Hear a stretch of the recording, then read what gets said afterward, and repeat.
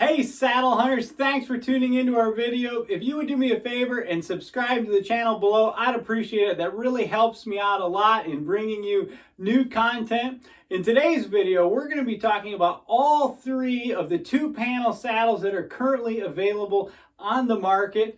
If you know anything about the history of saddles, you know that two-panel saddles have been around for a long time. The Anderson Tree Sling was one of the original saddles, and that came out in the 60s or the 70s, and it was a two-panel design, much like some of the ones I'm going to show you today. But when tree saddles kind of experienced their resurgence around 2016-17, most of the options that came onto the market were a single panel design. Arrow Hunter brought the Kestrel, and then Tethrd followed with the Mantis, and then a whole litany of companies followed suit, including the reintroduction of the Trophy line. And so people aren't super familiar with two-panel saddles, but in 2020, these three companies that we're going to talk about released a two-panel saddle. And we're going to review all three of them side by side. We're going to compare and contrast their features, and we're going to talk a little bit about what type of saddle hunter they might best be suited for. You know, a lot of guys buy a saddle and they say, hey, this thing's comfortable. And then they get on all the online forums and they say, buy a cruiser, it's the best saddle in the world. Or buy an arrow hunter, it's the best thing there is. And it's the only one they've ever sat in.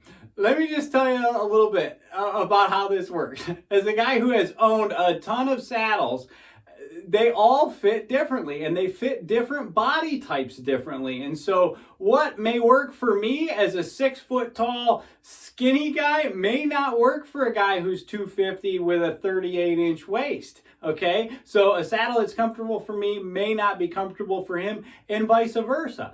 On top of that, your preferred hunting style has a large impact on how comfortable the saddle is. So let's say you're a guy that leans. If you're a leaner, a saddle that works well for you may not work well for a guy like me who wants to sit most of the time in the saddle. Or if you're somebody who does a little bit of both, or you're 75% lean and 25% sitting, there is going to be a saddle that works better for you than somebody who wants to sit 80 to 90% of the time. And so as I'm going through this review, we're going to talk about how these saddles might best be suited for particular hunting styles. And I want you to kind of think about what you do when you're in a tree saddle, how you hunt from it. It's super important. Let me show you these three two-panel saddles as we get started. And then we're going to do a tabletop review, cover all their features, and I'm going to take them out into a tree, and I'm going to show you how to adjust them, how to manage the panels, and compare and contrast a little bit about how they work functionally in the tree when you're hunting from them. So the first two-panel saddle to be introduced in 2020 was the Treehopper Recon. And this is a saddle that is modeled off of the Anderson. It uses 2-inch seatbelt webbing for its design, and it uses two panels. Excellent saddle, especially for the budget-minded person. The second two-panel saddle that was released in 2020 was the Latitude Method. And the Latitude Method is made by a new company called Latitude Outdoors, which is right here in West Michigan. This is an excellent saddle. They call it a modern take on the two-panel saddle. You can see how its design is much different than the one I just showed you. So it will probably have different functionality and may suit a different style a little bit better, and we'll talk about that deeper into the review. The third two-panel saddle to hit the market this year for purchase is the Eberhart Signature Saddle from Tethrd. John Eberhart is often referred to as the godfather of saddle hunting because he's been hunting out of the original Anderson Tree Sling that he modified to suit his own preferences for literally decades. Well, Tethrd grabbed him, put their heads together, and let him design a two-panel tree saddle that is based on his decades of experience and what works in a saddle and what doesn't work in a saddle. So there's a lot of thought and experience that went into this design. It's an excellent saddle as well. I'll say this right off the bat. I think all three of these saddles are superbly comfortable, and I like all of these better than pretty much any single panel saddle that I've owned. So take that for what it's worth. Your mileage may vary. Let's jump in here. Okay, everyone, so I have all three two-panel saddles that are currently on the market laid out here on the table in front of me. And I'm just going to talk you through some of the major design features of them and compare and contrast those. And then we're going to go outside and I'm going to show you how they wear in the tree, how easy or hard they are to adjust, as well as give you some of my thoughts over, half a season of hunting with them. So on the left-hand side right here, we have the Treehopper Recon. This one is a size small. It retails for $149.95, and that comes with a dump pouch for that price. He offers them in 3 different sizes. The small is for waists below 34 inches. The regular goes from 35 to 45, and the large is for anybody who has a waist size above 45 inches. And this saddle with the leg straps weighs 21 ounces. Right here in the middle, we have the John Eberhart Signature Saddle made by Tethrd. This saddle right now on their website retails for $190. It is a one-size-fits-all saddle that it is said it will work for waist sizes 28 to 44 inches. And in its configuration right there, it weighs 31 ounces.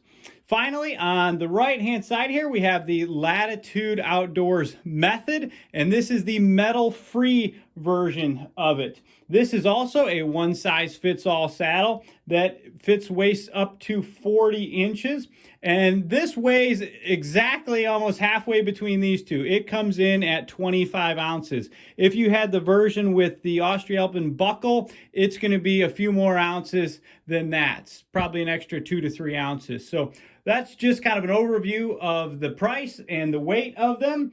I want to talk for the next couple minutes a little bit about their construction, and I want to start with their sewing.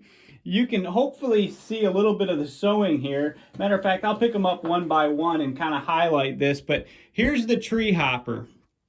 You can see some of the stitching, the box stitching on the saddle there. It's just excellent. I mean, you have to look at this saddle for a long, long time to find any loose threads, any sewing flaws whatsoever. This is by far the best sewing job I have ever seen on a saddle, whether it be single panel or double panel. So that's the best of the 3. The next best is the Latitude. The Latitude is, of course, also the Recon is made right here in America. The Latitude is made right here in America. This is a pretty average sewing job, I would say. It's done well. The stitching's, for the most part, pretty clean. But if you look closely, there's some loose ends in different places. Down here, you got a few loose ends. It's nothing major, but they are there. So it's not as clean as the Recon. But overall, well done. The Eberhart Signature Saddle is not well done. I wish I could phrase it nicer than that, but the sewing is just not good. I mean, I'm sure it's sturdy, but there are loose frayed ends almost on every single stitch on the saddle. On the box stitching here, loose ends all along the molly webbing. You can see that. I don't think it's a functional thing, but it's certainly a cosmetic thing. And for some people, that's just going to be a deal breaker right there. The saddle doesn't have tons of extensive use on it. So that tells you a little bit about how it came. So that's the sewing. Once again, Recon's the best. I want to talk a little bit about the overall construction of the 3 panels and kind of the frame of them. The Treehopper is framed with 2 panels. These panels are made up of 2-inch webbing, and there's vertical support between them. So also 2-inch webbing as vertical support. And then as you come around the front, there are kind of rubber coated metal bridge plates, I believe is what he calls these. And the saddle panels loop into those bridge plates as well as the bridge. So that's a little bit about the construction. The waist belt also attaches right there into the bridge plate. Moving on to the Eberhart, this is also 2-inch webbing panels with vertical support. There's 2 of them, and they are connected via metal D-rings. So large metal D-rings are where the bridge connects, and they're also the attachment point where the 2 panels are connected. The Latitude is a little bit different. They call this a modern take on the 2-panel saddle. You can see that it is also framed with webbing. Here's the top panel and the bottom panel. Both of them have a 1.5-inch piece of webbing on the exterior that frames it, and then there's vertical support webbing on the bottom panel, and this is 2-inch vertical support webbing in between, keeps it from bunching up. And then on both frames between the webbing, you have this camouflage mesh, which is really, really well done, looks great. The top panel does not have the vertical supports, primarily because it's not as prone to bunching as the bottom, but you can see here I have the rope waist belt. It runs right here through the mesh, and a 2-inch piece of webbing that's on the inside. So this provides kind of that upper panel with a lot of rigidity and structure. So I consider that a part of the frame when I'm speaking about this saddle. This saddle has fabric bridge loops that are created by those pieces of webbing coming together, and then they're reinforced with a piece of rope inside and what looks to be tubular webbing kind of wrapped around to make it clean and sewn on the edge. So that's the bridge loop setup on the Latitude Method. So that's a little bit about construction. I want to talk next about some of the features of them. Let's start by talking about leg straps. So all 3 of these saddles come with leg straps. The leg straps that come on the Recon, I don't even have them attached right now, but here you can see them. They are removable, which is really nice. You can learn a little bit more about these features in my singular videos on each one of these saddles, but they're a plastic ring that you thread through, and they attach right in the back of the panel, okay? Removable, they do not wear well at all. I think they're a bad design from a functional standpoint. They just tend to cause the saddle to sag down. I consider them almost completely non-functional, and I took them off right off the bat. I don't feel the need to wear them, and they are the worst design out of the 3, other than the fact that they're removable. The Eberhart saddle uses leg straps that are attached to the bottom panel, both of them attached in the same spot, and then they use kind of G hooks, I think Tethrd calls these, and there's little loops on the D-rings where those leg loops come around and they just loop into those loops like that, okay? They just hook onto those loops. So the design works pretty well. When you're wearing it in, they don't cause the saddle to pull down. I don't find that they get in the way. In my video, I highlight that you can hook them around the back of your leg to kind of keep the D-rings pulled off the front of your legs. So there's some functionality to them. Once again, they work and they don't get in the way. They're kind of a weird design. There's a lot of just airspace between them and your leg. They don't fit tight around your leg. I almost think they're more there for liability than anything else, but they do work all right. Those G-hooks can be prone to slip out, so that's one thing to be aware of. The Latitude Method, I think, has the best set of leg loops. You can see they have a loop sewn onto the bottom panel just like the ESS. The leg straps are then removable. They have these G-hooks with retaining clips, and it just pops on there. So you can take these leg loops off.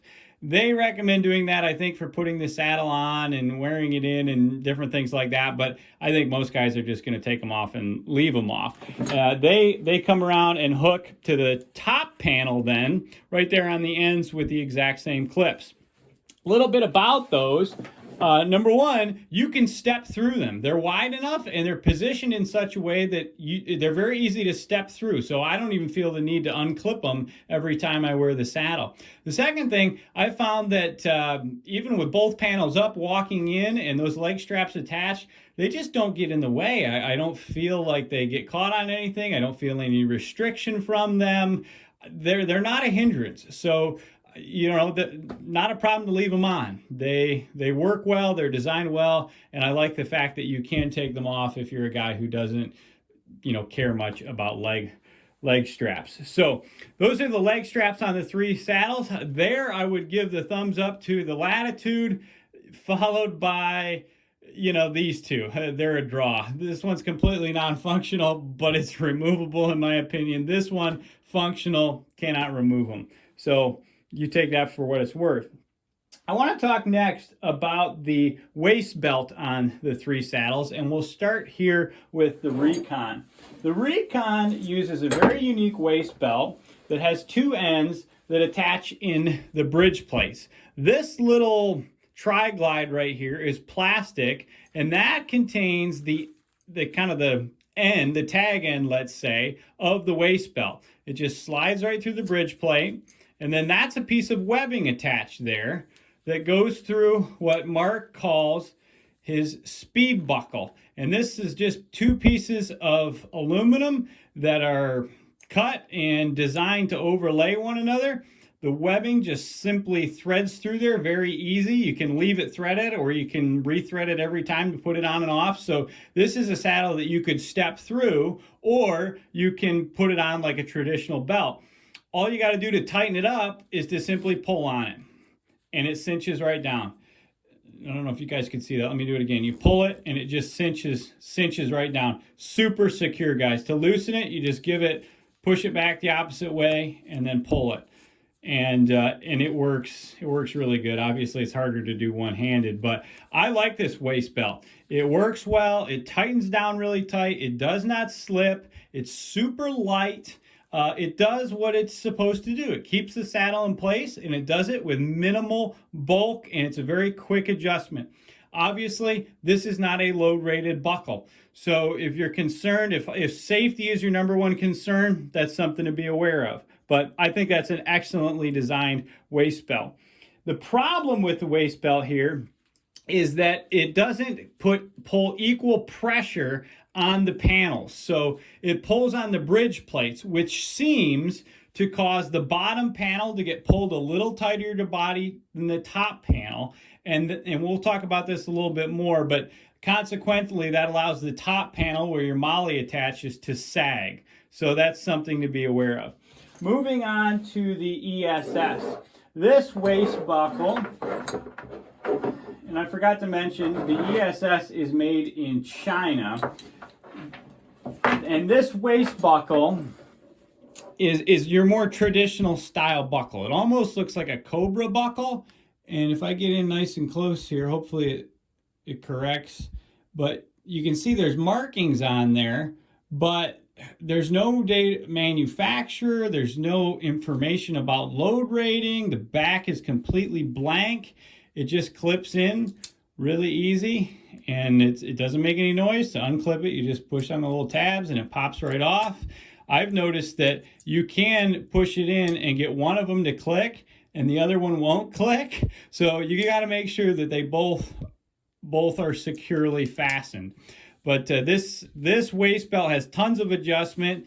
I'm a 32, 33-inch waist, and you can see how much I had to bunch up. It's just 1-inch webbing. They've got webbing kind of straps, webbing keeping straps, I guess, tri-glides for adjustment on this side.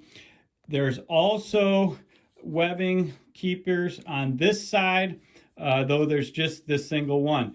This waist belt attaches to the top panel and pulls on the inside of the same piece of of paneling that the molly webbing is attached to. So that prevents sag. When you put your heavy pouch on there, this saddle does not sag down because the waist belt is pulling that piece of webbing tight and providing support for the waist belts and the pouches that you wear. So that's a good design as far as waist belts go. The Latitude has a very unique waist belt. There's two options here. You can either get what they call the metal-free version, where the waist belt is made out of Oplux climbing rated rope. So this is an 8mm rope with a friction hitch, and it runs through this channel that Latitude has created in the top panel. The other option is to get a more traditional 1-inch webbing style belt with an Australpin pin buckle that's got a D-ring on it. And so some people will like that because it provides an opportunity for the cane climbing method and some safety redundancy if you want to run a second tether and clip in and things like that. I can only speak to the metal-free version because that's what I have here. To adjust this, you simply grab the friction hitch, and then this is your tag end. You grab the tag end and you pull it, and you can see it cinches down and it does not go anywhere. This belt gets super tight, but then it releases very easy. So you just pull it to tighten it, and it doesn't go anywhere, and you push it to let it go. Works super, super well. Guys, that thing holds as well, if not better, than any waist belt I've tried on a saddle in my life. It's just phenomenal. It keeps the thing right where you need it, doesn't sag at all, super secure, super fast, super quiet.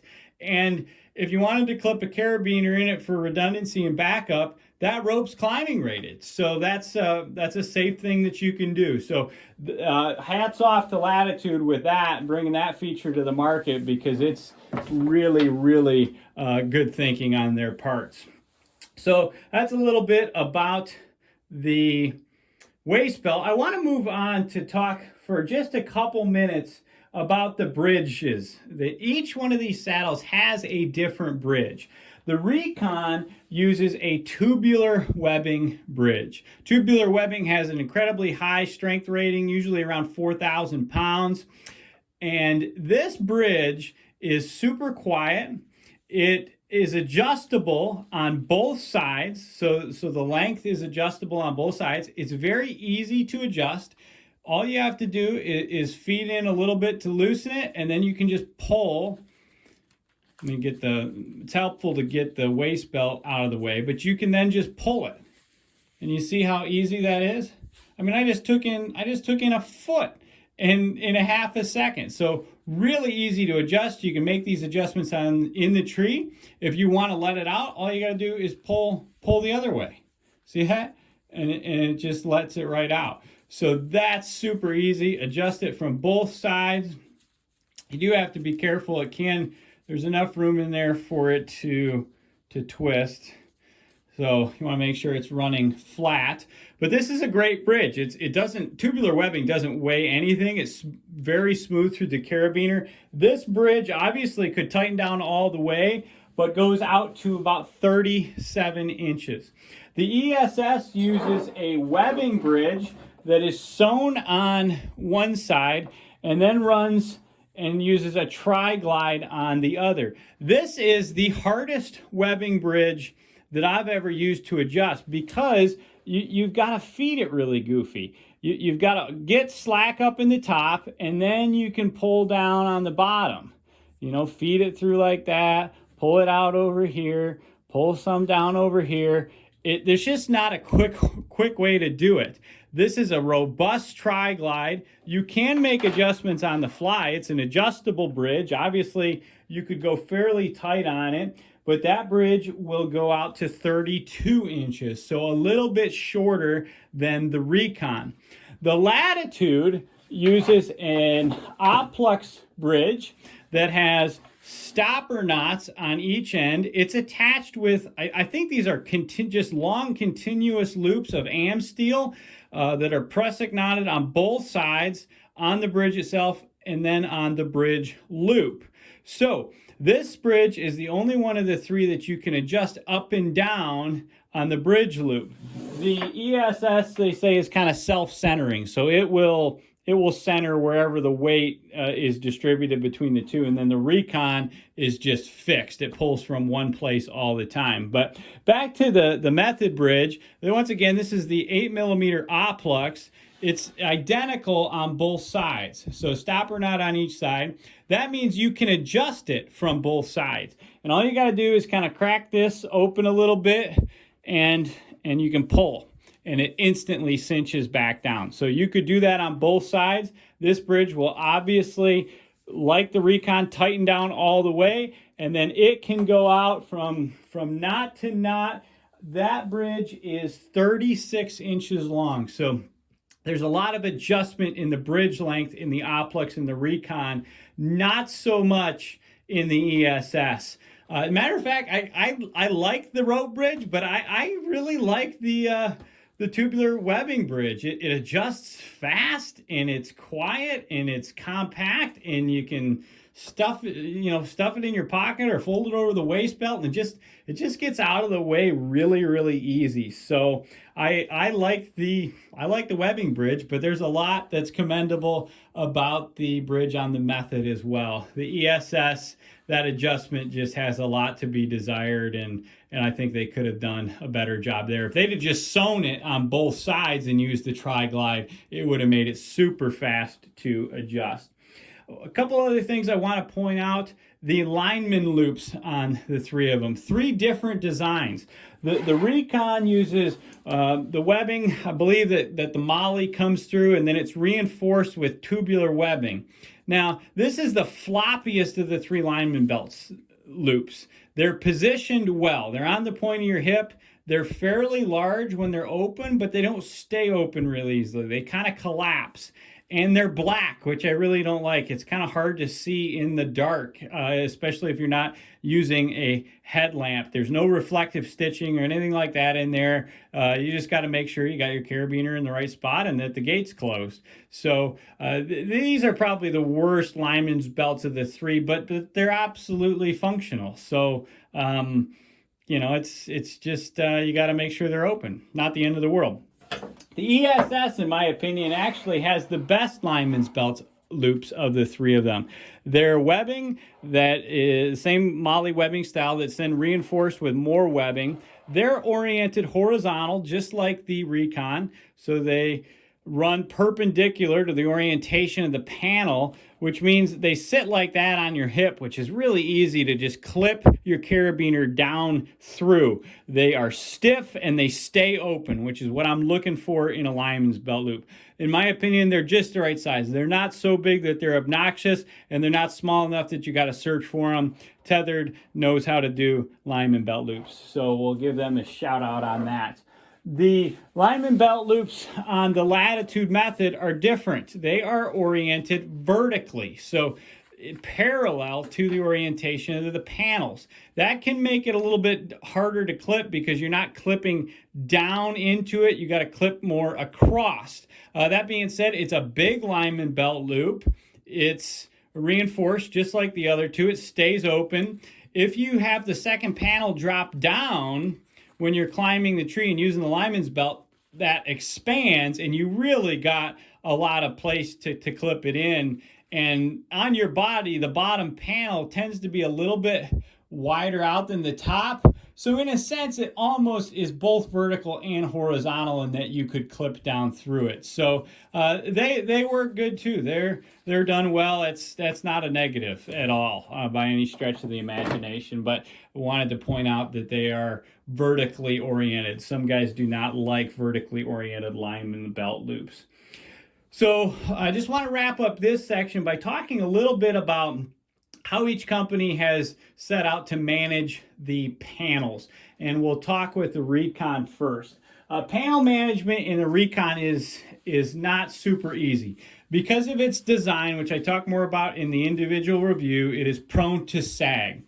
You can see here, I have done the panel flip on this Recon. I'll link to a video below by a guy here on YouTube. His name's Tom, I believe. But he shows how you take the bridge off, you take the waist belt off, and then you flip the panels inside the bridge plates, which orients them differently. It puts the top panel on the inside and the bottom panel on the outside. And what that does is it creates a situation where the bottom panel is the one that's getting most of the pulling on from the waist belt, like I mentioned. And then let's say your pouch was hanging here.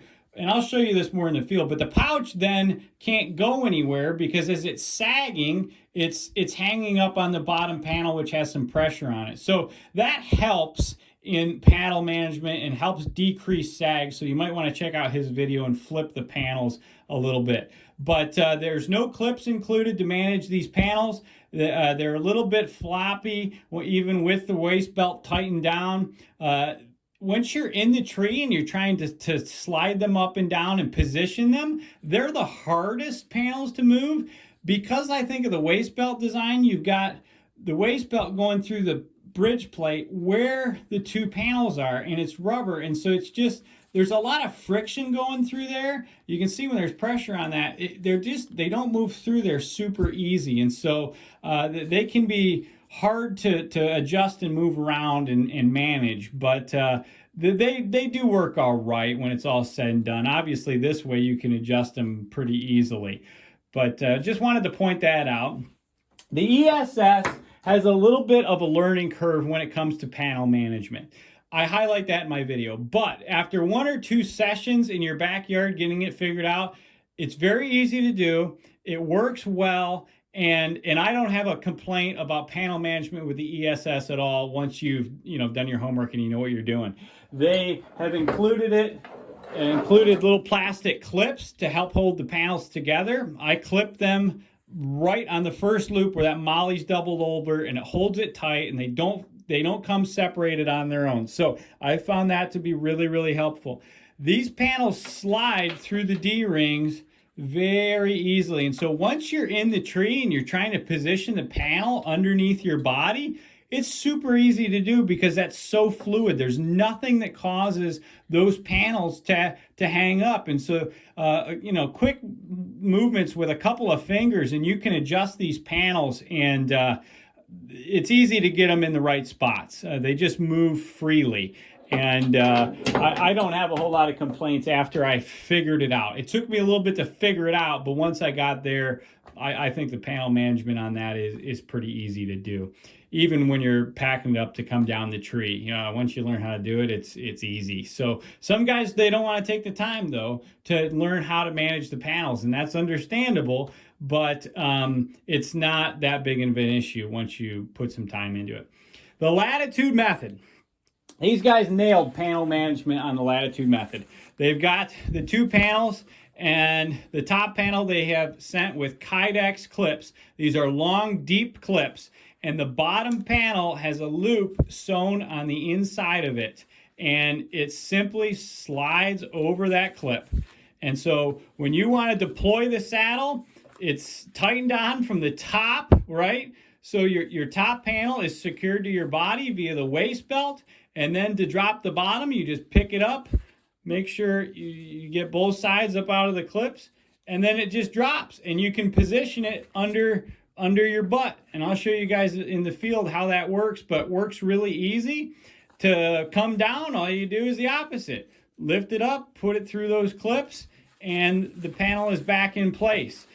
Because this is such a fluid design using no metal and the panels being attached with a fabric bridge loop, they're easy to move independently of one another. So panel management on the Method is the best and the easiest of the 3. No learning curve at all, just really quick to do. So that being said, guys, those are most of the features of the saddle. I've compared their construction and their design and their price and things like that. So I want to take the saddles out into the tree now, show you a quick demonstration of how to use them, how to manage the panels, how to deploy the panels, things like that. And then I'll wrap up with some final thoughts that I have after hunting out of all 3 of them a significant amount of time this fall.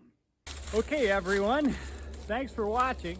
What I'm going to do now is show how I put on each saddle and give a demonstration kind of how they work in the tree and how easy or complicated it is to manage the different panels. So we're going to start with the Treehopper Recon. You'll notice I'm going to put the same tethered pouch on each one of these just to mimic how they would function with a pouch on it. So what I do with this saddle, I try to line up the panels as best I can. You'll find it's kind of hard to do with the pouch on there because it's pulling on it. The other thing is I have them flipped, and so with the molly webbing on the inside panel, it makes it kind of hard for them to line up. But you get it as close as you can, and then you grab it right on the point, flip it down, and I just step through them. I find it's easier to just keep the waist belt done. Pull it up as best I can, get on my hips, and then I just grab the waist belt in the front and cinch it down. Okay? And you can see it cinches down nice and tight and it stays up fairly high. One of my concerns when I flipped the panels was whether or not the molly webbing was still going to be functional, but you can see the Lineman belt loops peek out right there from above, and then I've got my molly webbing, at least the first third of it on each side, accessible. See over here, the pouch just hangs over, and because this is now pulling on the bottom panel, that pouch only sags until it hits the bottom panel. So you can see that it's basically resting on the bottom panel, and while it's kind of sagging, it's not bad. It really stops it. So that twisting of the panels helps the sag a lot in the Treehopper Recon. So that's how I would hook up to go into the woods and to go up the tree. I'm at ground level here, so I'm just going to take my tether out and hook up. That's my Lineman belt.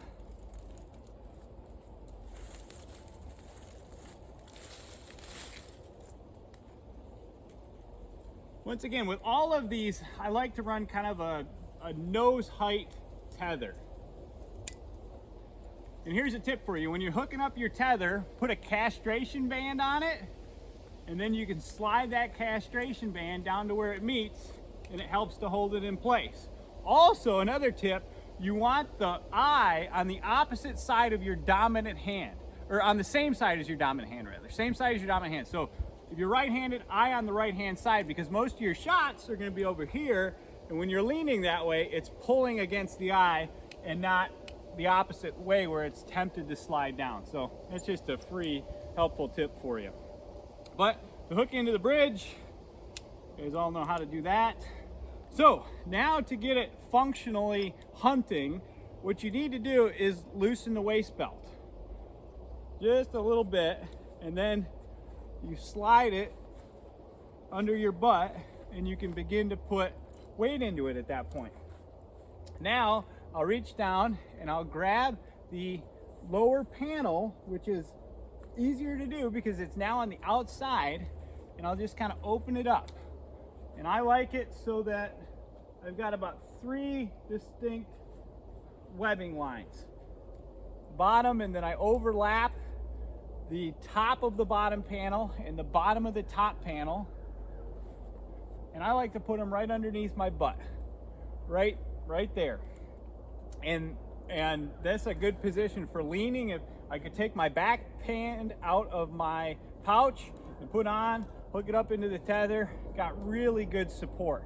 I don't have to change positions in this saddle if I want to kneel or sit rather, as opposed to leaning. If I want to sit, all I got to do is go down. I could stay in this position. Typically, I like a little bit lower angle to my knees when I'm sitting. So somewhere in there.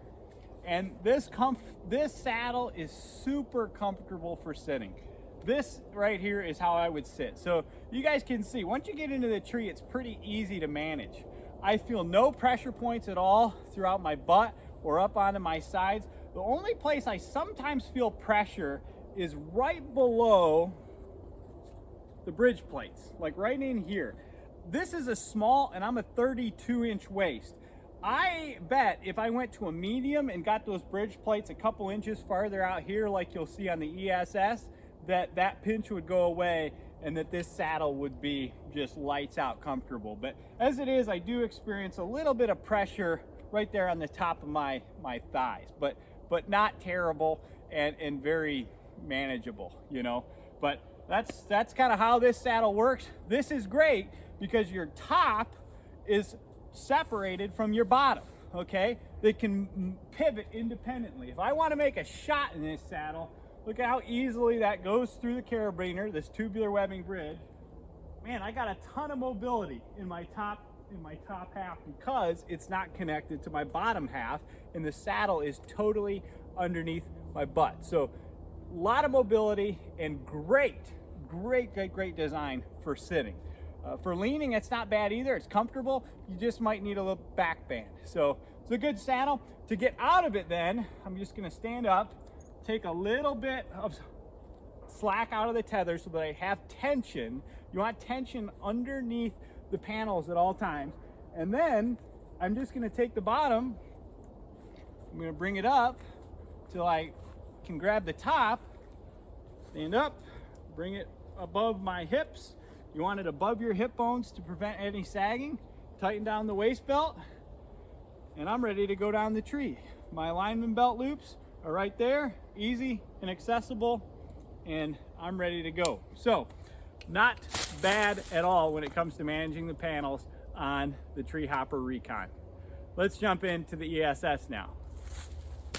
Okay, so now I've got the Eberhart Signature Saddle, and I'm gonna show you real quickly how to manage these. There's more detail about how to do this on my Eberhart Signature Saddle video.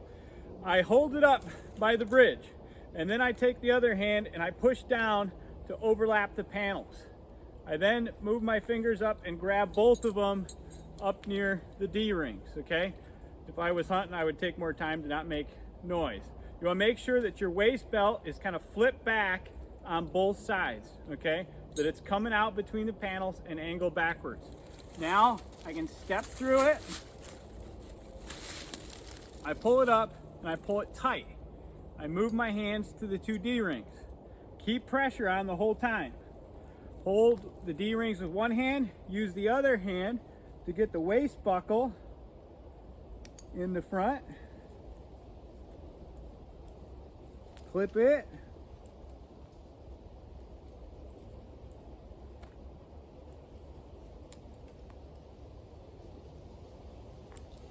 Pull it tight. And once that's tight, I can let go of the D-rings. And you can see they just hang right there. Next, I'm gonna reach through, grab my leg straps, hook those on to the loops, and I'm ready to go. And you can see there's no sag at all on these panels. They're totally overlaid. I've got the clips holding them together. I could do jumping jacks in this thing and those panels are gonna stay put and there's not gonna be sag. So that's a good design. Let me show you how to manage it when you get into the tree. You get up on your platform, hook into your bridge, take some slack out. Again, just like the Recon, now you're gonna add some slack to your waist belt so that you can move the panels. You're gonna move them both as a unit down under your butt. You're gonna make sure you've got enough tether slack and your waist belt is loose enough to do this. So you're gonna move them down underneath your butt. You're gonna sit back into it. Once they're underneath your butt, you can grab the top panel with the molly webbing straps, and I like to just push down on the top of the clip. I don't know if you can see that, but I push down on the top of the clip and I just kind of inch those apart until they're overlaid. Once again, bottom of the top panel overlaid with the top of the bottom panel, and I'm ready to go. That's how I sit. Now I let a little bit out. I guess this is how I would lean. And if I was gonna sit in the saddle, I just let a little bit more length out of the tether. Probably just slightly more than that. Boom, right there. Super comfortable, guys. You can see though how much further out the D-rings are than the Recon. I don't get that feeling on the top of my thighs, that little hot spot, and I think that's because this saddle's just a little bit bigger. Like I said, if I went to the medium Recon, I think that would take care of it. But other than that, this is how you would hunt from it. Same advantage of the mobility in it. It slides through the D-ring or the carabiner pretty easily. A lot of mobility. My top half is disconnected from my bottom half. It would be very easy to take layers on, take layers off, because the saddle is completely on my lower half. So that's a super nice feature. If I go to move around the tree, this would be similar for the Recon. I don't have a ton of upper body support, but you know, it feels fairly secure. A lot of flexibility, just not stability, if that makes sense. So that's the ESS. I think it's more comfortable than the Recon by a smidge, but I wonder if that's just due to a sizing issue. This is the most comfortable saddle I think I've ever sat in, and I'm a sitter, so I do like that. The bridge is hard to adjust on the fly, and the leg straps, you can see that gap that I was talking about. There's just a lot of space between your legs. You know, you could tighten those down when you get into the tree. I don't know how many people are going to do that though. The Lineman belt loops right there on the point of your hips, easy to use. To manage it when you go to descend the tree, basically the opposite. Once again, you're going to keep tension on the panels. So you're going to shorten your tether, tension on the panels, and now I've got to bring the top down. So I'm just going to lower it until they overlap. I'm going to take that clip and I'm going to work it through behind the molly webbing on each side. Pretty easy and quick to do. And now I'm just going to pick the whole thing up to my waist, find my waist belt, wherever that went, tighten it down, and I'm ready to go. That's all there is to it. Go down the tree. So not too hard to manage. Once you get the hang of it, easy to use. This saddle is super comfortable, and like the Recon, is great for guys who like to sit like myself. So now I'm going to jump in the Latitude, and I'm going to show you a little bit how that works. Okay, last up, the Latitude Method. How's this thing work? Like I said in the review, you can step through the leg loop, so I'm going to show you guys how to do that. You just grab the saddle by the point like you do the other two saddles, and you can see the bridge and the leg loops both hang open. So you want to keep it angled a little bit down, and then you can just step through. And I can do this in my rubber boots. I know I don't have those on. Pull it up. Now just move one hand to the belt, and as long as I'm holding on to the belt, it keeps tension on those panels, and I can just pull that tag in and it tightens down. And you can see I can adjust that to the left, to the middle, to the right, wherever I want it. So tighten it down. Next, I would climb the tree. I typically climb the tree with both saddles up, just like this, and then I deploy it when I'm at hunting height. So imagine I'm at my platform, got my bridge. I typically take about 10 inches to a foot off of that to make it more in the 20-inch range. Super simple to deploy this saddle. All I'm going to do is lift up on each side. That top panel goes down underneath my butt. I can start to put weight in it. At that point, I loosen the waist belt a smidge and I position the top panel. You want to make sure that your hip bone is between those two straps, okay? The point of your hip. And you want to make sure that the top panel is above your iliac crest. And that right there, guys, is basically how I would lean in this saddle. I'm going to mention, I think this saddle is primarily targeted to guys that lean. If you're a leaner 75% of the time or more, this is going to be probably the most comfortable saddle you have ever sat in. The back support is just phenomenal. You really feel like the saddle has a hold of you. If you got lower back problems, it's just fantastic.